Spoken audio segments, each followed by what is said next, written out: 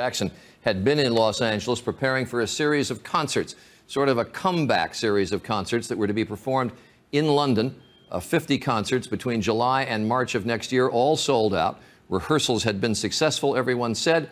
He began the preparations for that series of concerts only after passing a rather arduous physical. But his health has been in question for some time, and today the cardiac arrest and now his death. From his Moonwalk and Thriller album to his court trials and financial troubles, Michael Jackson stayed in the spotlight and was about, as I mentioned, to launch this summer tour. ABC's Brian Rooney on his enduring, indelible career. At times during his career, Michael Jackson was one of the biggest pop stars in the world, starting with his brothers in the Jackson 5 in the 1960s and continuing with a solo career that began in the 1970s. Michael Jackson became a worldwide star. In his adult life, Michael Jackson was always the subject of tabloid news coverage, from his ever-changing appearance to his fascination with small children. In November 2003, Jackson was accused of molesting a 13-year-old boy. He was tried and acquitted of all charges, including child molestation, after a 3-month trial. He later settled a civil lawsuit in the case for $20 million.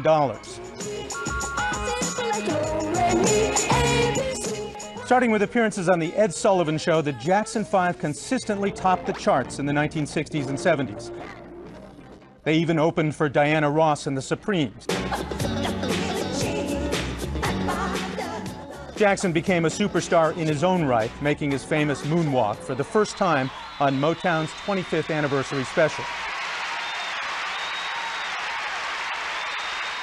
His album Thriller won 8 Grammy Awards and holds the record for best-selling album of all time.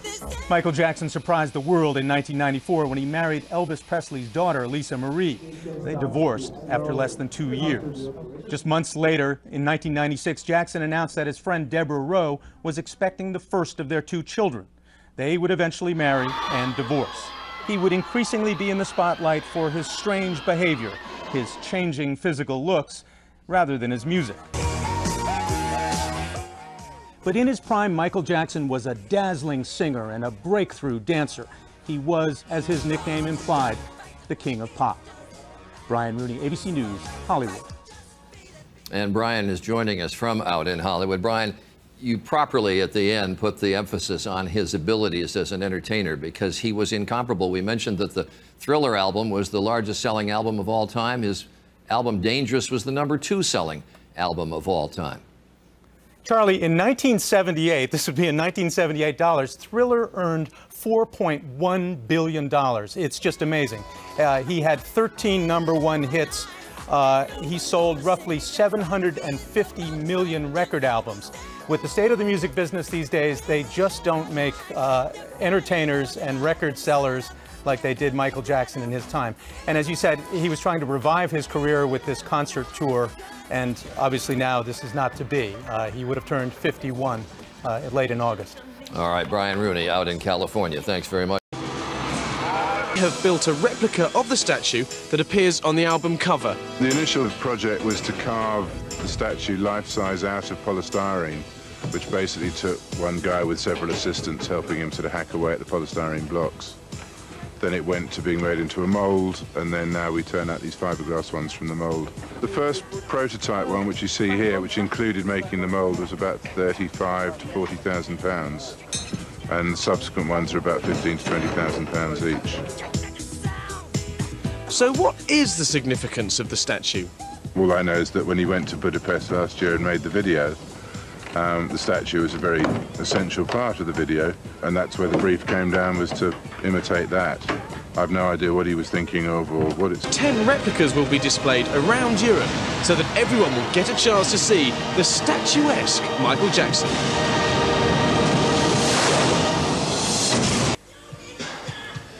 At a warehouse in London, staff listened to the long-awaited new songs today as they wrapped them ready to go on sale tomorrow. The album, called History, contains 15 old hits and 15 new songs. But Michael Jackson's troubles over the last few years won't be the only thing which decides whether this is a hit when it goes on the shelves from tomorrow.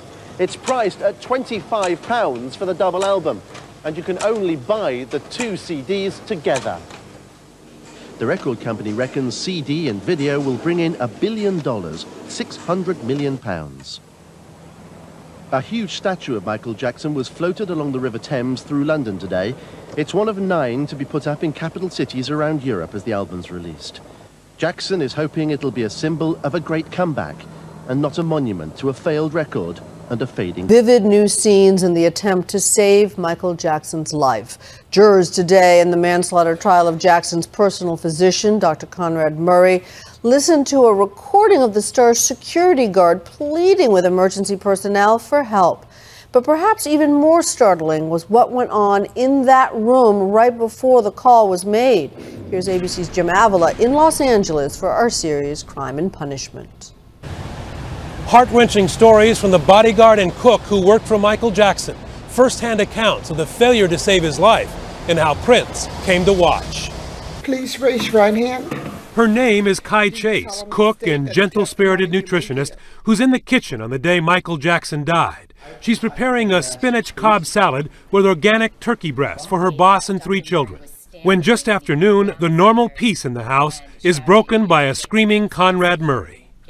His energy was very nervous and frantic, and he was shouting.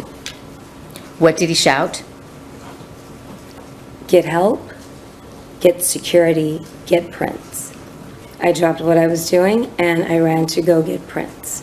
I said, hurry, Dr. Murray needs you. There may be something wrong with your father. So Prince follows Dr. Murray up the stairs to Michael Jackson's private quarters, and the chef goes back to the kitchen. Now, if you're wondering why, in an emergency involving her boss, the cook would send a 12-year-old boy to help, so was the defense on cross-examination. You saw Dr. Murray frantic, eyes wide, yelling. Did you think that a 12-year-old child was going to be able to assist this doctor with a problem with Michael? I did what I was told. And I did what I was told, and I went to get Prince.